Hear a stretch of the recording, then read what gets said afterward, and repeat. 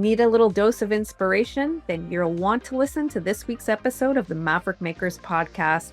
I welcome Kena Paranjape to the show. She is the founder of All You Are, a company devoted to helping women 35 plus to rewrite the rules and rediscover their magic. Kena has such an amazing and inspiring story. She lost her father, her spouse. She's created and started multiple businesses, worked with people like Seth Rogen. You're going to love her story about resilience and how she takes that experience and helps women just like her. If you're ready, let's go.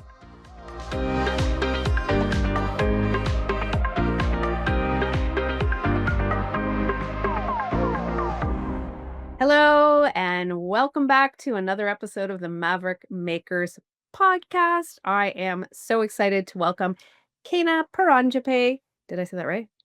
You did. Okay, good. Excellent. Okay, so that was a stress of mine, but I got it because what a beautiful name in any case. But I am so thrilled to welcome Kena. She is the founder of All You Are, and she really is so much. And that All You Are, she's going to tell us about what that means. I have watched her blossom and her journey from, I don't even know how many years ago. I want to say probably 5 or 6 years ago. Yeah, I think maybe a little bit longer. Yeah, it's been that long. So Kena and I were in a program together, like a coaching program, and it's really amazing to see the things that she's done in both her life and career. So I'm really excited to dig a little deeper today and welcome her to the show. So thanks for coming on. Thank you, Michelle, for having me. I'm so excited to be here. Amazing. So let's get started. I always ask the first, question about some Maverick themed questions. The first one I'm going to ask you is, what has been your biggest Maverick move to date? Yeah, so I feel like there have been many, but I think the one that stands out the most at this stage of life is when I left my long retail career without too much of a plan. At the same time that I was separating from my daughter's dad, moving into a new place, I took a huge leap of faith. So I think that would be my most recent Maverick move. Yeah, and that's a huge move, but I often do that as well, where you do jump without a net and just hope for the best, but it always works out, doesn't it? Well, that's the thing, right? It's trusting that it will work out. That's the tricky part. And it did. So there you go.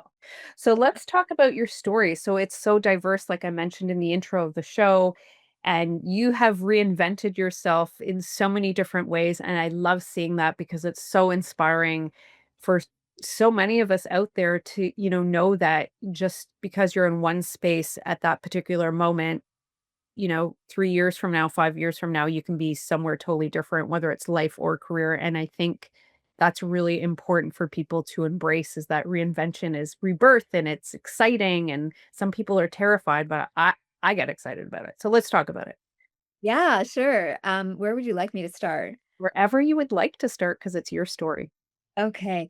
Yeah, it's interesting when I look back at my journey with all the different chapters and different moments of reinvention. And, I think for a lot of people, those moments tend to sometimes be forced upon us, right? Like we don't choose it. It's like things happen around us and we are forced to respond and adapt and choose our path based on things happening in life. And so for me, there were many chapters like that. I would say, my dad passing away at when I was 20 at university, that was one moment where I realized, okay, wow, life isn't what I thought it was, right? Like it was just like this awakening moment to the reality of life, truly. And then when I was 30, my husband, who was my high school sweetheart, he became very suddenly ill when we were living in California together. It resulted in a 4-month stay in an ICU where he was literally fighting for his life. At the time, we were both like, at the peak of our careers. I was working in the fashion industry. I was working for Gap Inc. at the Banana Republic brand, beautiful office overlooking the bay, just loving it, like, I even look back now at how much I loved my time there, and he was working in the medical device startup industry, and then it was all just poof, everything changed.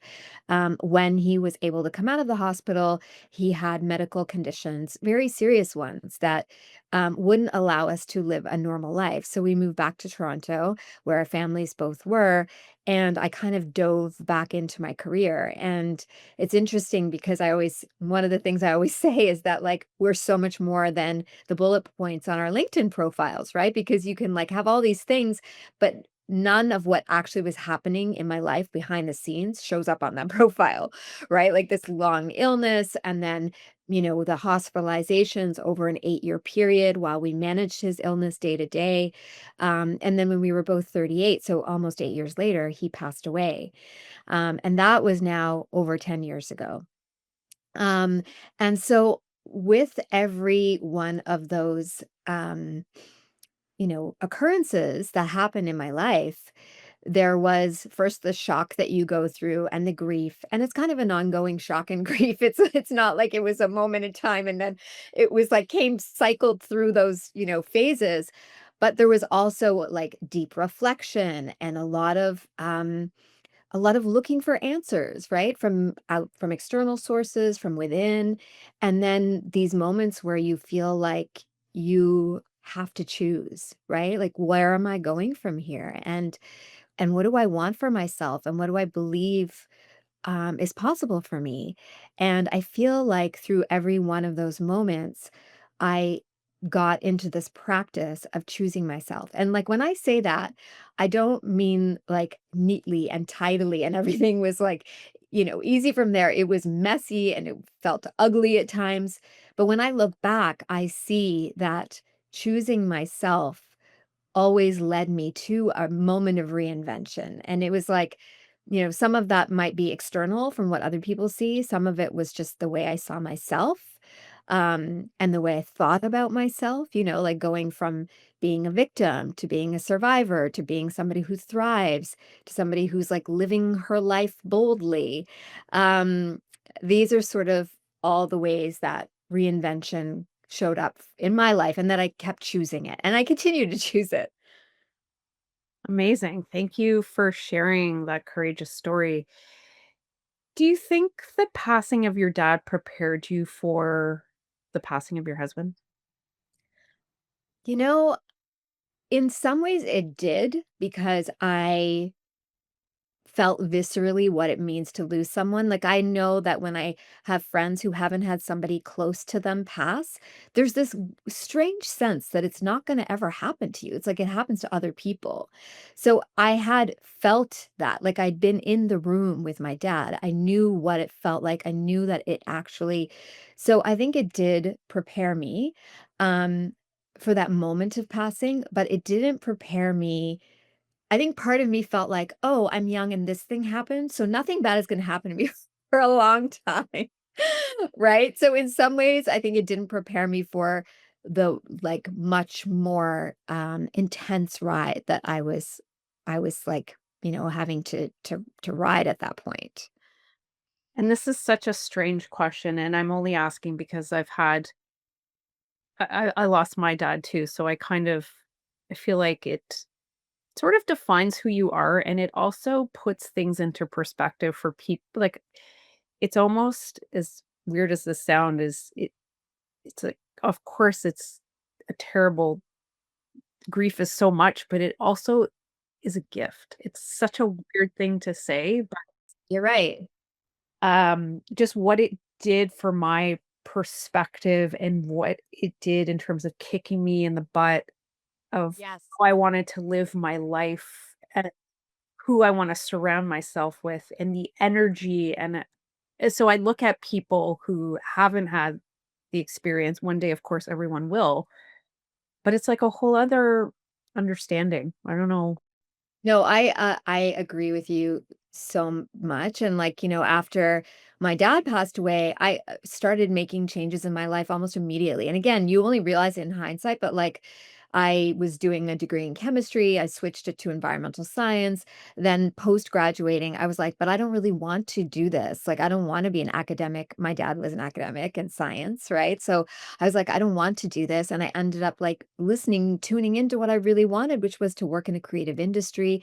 I had no models for that growing up, but it was something in me. And I just have this sense of like, really, truly, you don't know what's going to happen. Like, choose what calls to you. And again, I never would have used those words, but I just, moved in that direction. And I don't know that I would have if I hadn't lost my dad at that time. Mm. Well, thanks for sharing that because it's always interesting to hear, someone else's take on it. So, perfect segue is what was that spark that led you to create All You Are? And All You Are, again, I believe has been so many different things. So, let's talk about what it's been and what it is today. Yes, I love reflecting on this because, All You Are was born basically a year and a bit after my daughter was born. So after my husband passed away, I met somebody and then he and I had our daughter who's now 8 years old. And I was breastfeeding her and I had already co-founded another business that I was running. And at the time that, I just had her, I was wearing robes all the time. And there is a story here, I promise.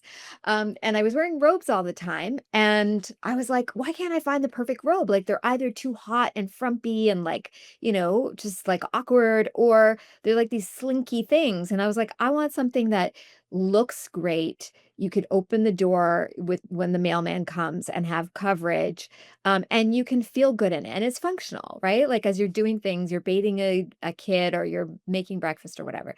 So having come from a fashion background, I just got this like creative spark to design it. Like, what would that be? And I didn't have a big plan to sort of start a business or anything like that. It was just sort of one step at a time, sketching it out, getting a sample made, trying it on with friends, then deciding like, okay, I'm actually going to make this. Okay, like I ordered 500, and just let's see how it goes. Um, but what was interesting is that when it came down to the name, I didn't have a million ideas. I had one and it was All You Are. It like came through like that. And I just like messaged a few friends, said, "What do you think of this?" And they were like, "That's perfect." And it amazes me to look back and think that even back then, although I was still very much like in the retail industry, creating a product, e-commerce, product development, that was my world. The name I gave it had such a deeper meaning because it was for me all about women stepping into all that they are. And I even on the inside cuff of the robe, which is still available, by the way, I had embroidered "My possibilities are endless" because I wanted the woman wearing that robe to remind herself of that because that was something I wanted to always remind myself of. And that's sort of like how All You Are started. And then over the years, I realized, I didn't want to build a loungewear empire. Like e-commerce and retail wasn't where I wanted to go, as much as I loved it. And so when I started to pivot my business towards serving women and guiding and mentoring and creating experiences for women, the name was already perfect. I didn't have to rebrand. I didn't have to start again. It was sort of like, yes, and now this is what All You Are is all about.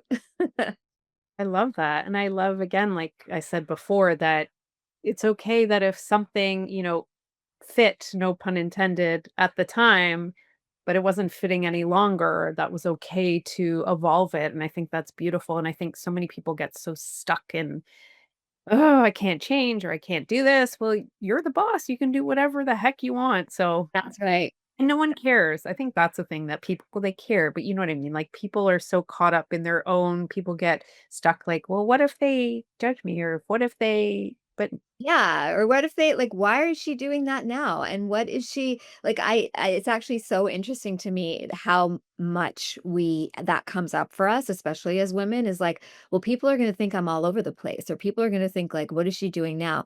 And we let that actually stop us from moving. It's fine to have the thought, but it's like the letting us stop us part that's not fine. exactly. No, you got it. Amazing. So let's talk about houseplants. So you left this amazing, powerful leadership role at Houseplant, and that's a company that was, I guess, started by Seth Rogen. And what was that moment that you knew it was time to go and pivot? Yes. So that experience was such a gift in so many ways. I just loved it, and I worked with Seth and this amazing team through the pandemic. So we were all on Zoom together. It was just so surreal and funny and strange. um but I can tell you the moment because we'd been working very hard to bring Seth and Evan, their business partners, writing partners, their vision for this brand, this lifestyle brand to life, right? We've been working on the branding, the packaging, the products, like really as a team going deep on what we wanted this to be. And then when we launched it, which was in the spring of 2021, um, it was like an overnight success, like, everything that all the products I had led the development on had sold out within 24 hours. Seth was on, like, l all the late night talk shows, like Conan O'Brien, showing the products, like, holding them up, like the ones that I had, again, led the development on. He was in Fast Company and the New York Times and blah, blah, blah. It was everywhere, and it was like, everyone was such a high, right? Like, Seth was texting me like, "We did it, amazing." Um, and I was very proud of what we had done, but there was also this kind of sadness within me. And of course, I was like, what is wrong with you? Right? Like, that's the first thing you think to yourself is like, why are you sad? Like, what will make you happy if this isn't it, right? And then I realized that it was because I had you know, poured so much into helping Seth make his dream come true. And I knew that I had dreams within me that I was not nurturing, that I wasn't turning towards. And I'm pretty good at, listening to those, but I think that, like, after a few years of working with somebody else, I think, you kind of put it aside because you're like, this is so great. But it was coming up within me, it was bubbling up within me, and I think it was just this moment of, like, when are you going to go all in on yourself, right? That was the feeling that I had, and that was when I decided. And, I always say, like, it starts with the decision. It doesn't mean that you decide and the next day you go into your boss's office and declare, "I quit," and, like I say, like, walk out and slam the door behind you. Like, that is not what happened. But I decided. I was like, "I'm gonna do this for me." And I don't know what that looks like in this moment, but I know I'm doing it. And from there, it was like a process of, like, finding the courage and figuring out what I was gonna say to my boss, and then figuring out a transition, and I ended up, like, staying there for almost a full year. I worked for a few more months, then I went part-time and supported them through it. That allowed me to kind of build what I was building on the side, but it all started with that moment where I truly listened to what was coming up within me. I feel all of this. Oh, it's amazing. Yeah, it's so important to listen to that inner voice and, that calling. And I was there. I remember when I first started my career so many times. I've iterated so many times like you too. So when I first started, one of my career paths was I was a publicist that I used to work, with all the red carpets and blah blah blah and everybody, this is so glamorous and get to work with celebrities and da da. It Yeah. was always empty. I'm like, why am I promoting other people's projects when I should be doing my own? Yes, yes. And the thing is not everybody has that calling, and that's totally okay, but if you do have any sort of, like, pull towards something, it's gonna get painful if you keep turning away from it. That's I think has this analogy where she's like, first you hear a whisper, and then it's like a tap on the shoulder, and then you get a brick to the head until you Yeah. listen. So I always say it's like, maybe because I had a young daughter at the time, it's like, when a toddler's, like, pulling at your sleeve and you're like, "Just go away, I'm doing something," and then they keep pulling and finally you're like, "What?" okay. Exactly. What do you want? That's how what I liken it to. Love it. So what was it like working with Seth? I had to ask. Yeah, he was great. Honestly, he's a creative genius. He's very kind. He knows what he wants. I learned a lot from him, honestly. And actually, funny story, when as I was going through this process of like, I want to go I want to like do my own thing, but, that struggle that happens for a while. I had my mom had given me Tim Ferriss's book. I think it's called Tools of Titans or something like that. This massive book, and in it is like short passages from famous people about like, success and productivity and all these different topics. And I'd had this book next to my bed and was kind of flipping through it every now and then. And one night I flipped through and realized there was like a page that was written by Seth Rogen and his writing partner, Evan. And I was like, "Oh my God, I didn't even realize he was in this book." And so I read the passage. It was very short, and it was telling the story about, how they had just really not given up, just had conviction in where they were going, even when they kept getting no's and when people were laughing in their face. And in the last line, it said, at some point, you just have to have like blind belief in yourself. Right? Mm. You just have to believe in yourself, that's it, and I, like, literally slammed the door sh the book shut, and I was like, "Well, it's coming straight from Seth. Let's go." That's his blessing. I love that. That's amazing. Thanks for sharing that story. So let's talk about midlife. So midlife can be a rebirth or it can be a reckoning. Mhm. I think I've seen both those stories or places. And what does it mean to you to live fully expressed in your eyes? Yes.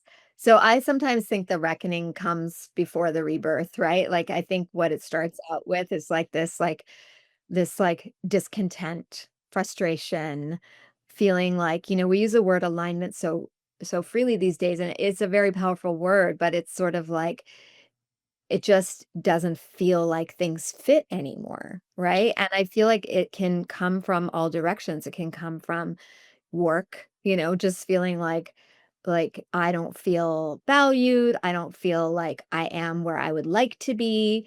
This doesn't like actually fuel me anymore, right? And so there's the work, then there's like the intimate partner, right? Whether it's like a spouse or a partner, and there's this feeling of like, oh, he's not who I married, or I don't like, we don't get each other anymore. And there's all these things that come up, and even with friendships, right? Like a lot of women will share that I have these amazing friends, they're wonderful, but they don't quite understand where I'm headed, right? And that can feel very lonely because then you sort of feel like, well, is there something wrong with me? You know? And so I know that that is a part of it, and I feel like just like perimenopause, how we all wish that somebody would have told us about perimenopause and menopause, like, well before it happened, like, why do we find out about it as we're going through it and wondering what the hell's going on? Similarly in midlife, like, I wish that there was this conversation of, like, things are gonna change, and that's a sign. It's not a sign that something's wrong, it's a sign that you are being called forward into your truer self, right? That you spent all these years, um, influenced by other people, for better or for worse, right? Like, it's not necessarily a bad thing, but you've been influenced, and you had things that may have been important to you, and now those things are shifting, and it's not a sign that something's wrong, but it is a sign that you need to listen and that you need to pause and get support and realize you're not alone and see it as truly an opportunity on the other side to step into all that you are, to feel like more alive in who you are versus in trying to fit in, right? Like we spend so much time trying to fit in, but now this is our opportunity to be like standing boldly in who we are. Mm. My 9-year-old brought home a piece of paper yesterday and it was like, Mom, do you want me to learn about puberty? Aren't I a little bit young? So back to your point. So when do you think we need to learn about this perimenopausal thing? Nine's probably too young, Yeah, but nine's too young. They have way too much to go through still to like to scare them with what's coming later. exactly. But what age should we start learning? What do you think?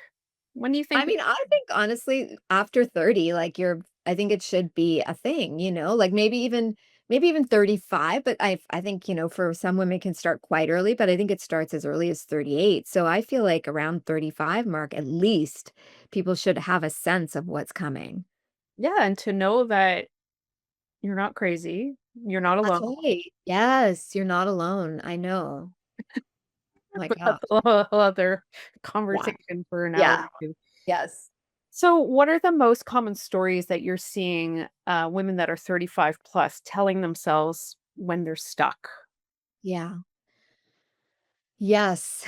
Um, I think what happens when we get to that stuck point is that our confidence dips.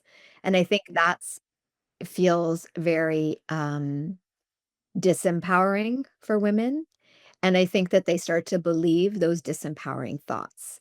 And I think that is like where it can be dangerous if we don't see that, okay, this isn't true, or um you know, this is how I'm feeling, but I really shouldn't trust that feeling. Like I love that we're always talking about listening to our inner voice.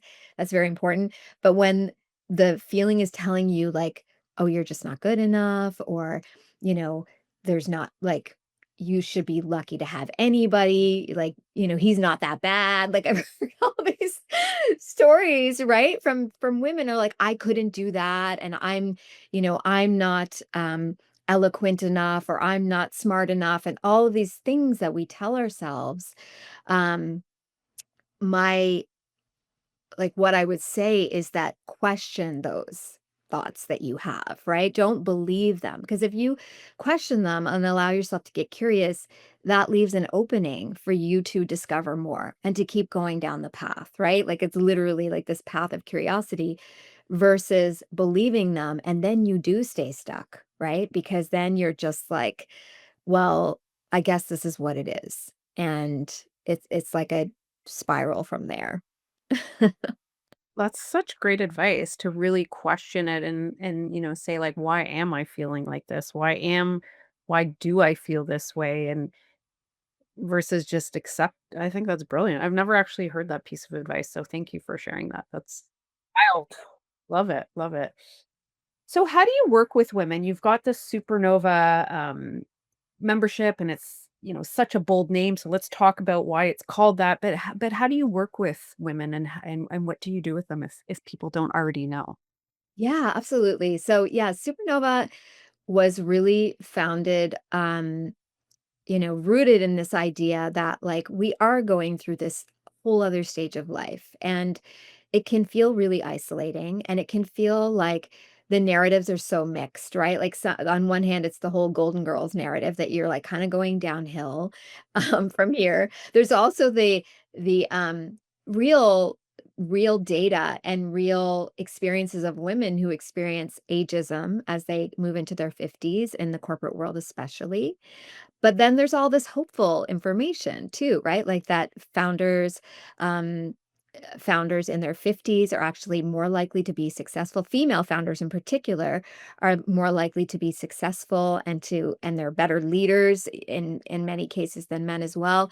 And so what I wanted was to create a home for women who are like, I know that I have just begun. I have spent all these years doing research on myself. I know myself better. I've done all these amazing things. I have all this experience, and I just want to keep growing and evolving and setting my sights higher, and not higher in the sense of like hustle and grind and ambition for the sake of ambition, but it's the sense of like there's so much more in me and I want to live full out. And I wanted to create a community for women of this age who can come and be inspired by one another, but also hold each other's hands when you do have that dip of confidence, or when you do um hit those moments where you feel like, what am I doing, and is this the right thing, and should I, you're questioning yourself. It's like, no, we've got you. So that was where the idea for Supernova came from, and my daughter's name is Nova. And so, from a young age, we would say she was a supernova, which is really an exploding star, right? So to me, the name was just so powerful. And it's like beyond this 3D world that we all live in and think that we're a part of, when we're so much more. And I wanted to bring that feeling to the community and to the women. So I call them supernovas. It's like, when I send them an email, it's like, "Hey, supernovas." Um, And yeah, it's really wonderful. So the membership is one way. That's an annual membership and it's virtual. For those who are in Toronto, there is like an in-person element, but that's sort of a separate thing. And it's really beautiful. We have virtual calls, and then we also have a connection through a portal that we share. So there's lots of time to connect and to share what you're doing, and it's amazing. So that's one way. And then the other ways are I do one-on-one work, limited. But this new program that I recently developed and I'm super excited about, it's called Future You. And it's a 6-week accelerator for women who feel that they are on the precipice of change and they want support and guidance to step into the version of themselves that creates that next version of their life. Right. So it's really amazing for women who are either in transition or who are wanting to transition, and who are like, um, I know that it requires a shift in my identity, in the way I see myself. And again, it's not about reinventing into somebody else. It's about actually becoming more you, more authentic to you. And I do this through a very small group, 6 weeks, immersive experience, and it's amazing. So that's the other way. Sounds amazing. If someone's listening or watching and they're on the edge of this reinvention, but afraid to leap, what would you say to them? I think what I would say is, what happens if you don't?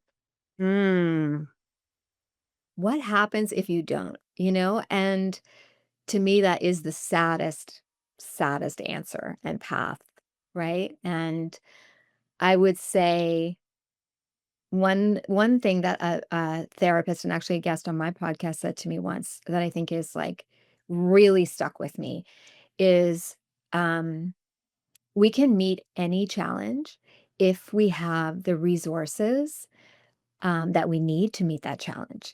So instead of saying, I can't meet this challenge, ask yourself, what resources do I need to meet it?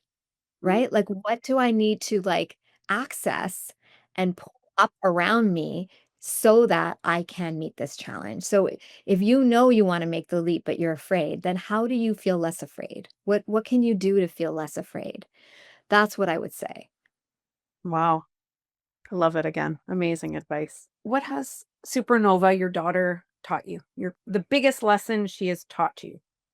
Oh my God, I feel like instant tears spraying to my eyes. Oh, I like in that whole long period from the age of 30 and 38, I wanted to be a mom. And it didn't happen with my late husband. And, I think everything worked out the way it was meant to. But when he passed, I really didn't know whether I was going to be a mom. Like, who knows, right? You just don't know. And it's at that stage of life, where it gets harder anyway.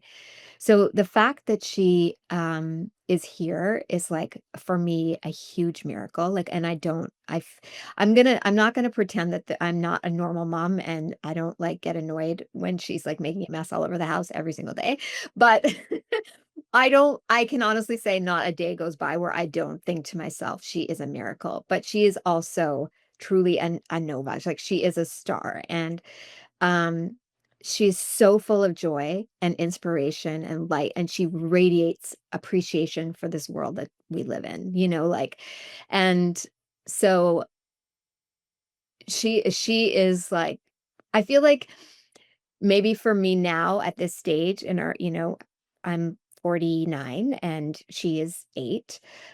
I think I'm almost remembering the 8-year-old I was and, like, looking, forward at, wow, the journey she was about to go on, and she inspires me to not only tap into that 8-year-old and live from that sense of wonder and joy, but also wanting to prepare her, in a way that maybe, we didn't necessarily feel prepared for all that life was gonna bring, and I want her to have this sense of feeling grounded in herself and that, like I said, that she always has the resources she needs and she can always gather them if she needs to meet any challenge. Um, and yeah, and she inspires me to be bold and badass, just like she is. I love it. It was the universe giving you the gift that you needed right at the perfect time. Really, truly, truly, Michelle. That's how I feel. Yes. I love it. Oh, beautiful. All right. Are you ready for the lightning round? I'm excited and scared. Nothing to be scared of. Really nothing to be scared of. All right. Whatever comes top of mind, just say it. Okay. Structure or spontaneity? Spontaneity. That was obvious. All right. Vintage denim or silk slip dress? Vintage denim. Hmm. Early morning journaling or late night epiphanies? Early morning journaling. Okay. Boardroom or barefoot in nature? Barefoot in nature. Who the heck's picking boardroom? I don't even know. I know. All right. This one's a trick one. Podcast or playlist on a road trip? Ooh, I think playlist. I love my podcast, but like I love, the tunes. Absolutely. I agree with you. Amazing. What's one belief you've completely let go of in midlife? I mean, I think the one belief that I've let go of is allowing what other people think of you to direct what you actually do. Not allowing. Yes, yes, exactly. Not allowing, exactly. That's what I mean. Not allowing what other people think of you to direct what you actually do. And because I think sometimes we don't even realize we're doing that. Um, but I have really brought that forward for myself um and I'm no longer allowing that for myself. I love it. Almost there. I'm almost there. Yeah. I'd say I'm 95%.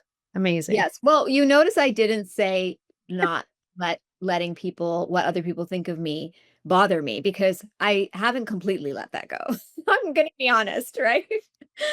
Yeah, it still bothers me, but I'm like, but I'm not gonna let it stop me. Yes, Absolutely. And we're human, right? So we do our best. What's totally. a mantra or phrase that's currently guiding you? Oh, that's a beautiful one. Um, you were meant for this. Oh, I love that. I love that. That's amazing. Beautiful. If your future self wrote you a letter today, what do you think it would say? It would say, "Girl, keep going. You've only just begun." Mm, amazing. All right. How do you want to change the world?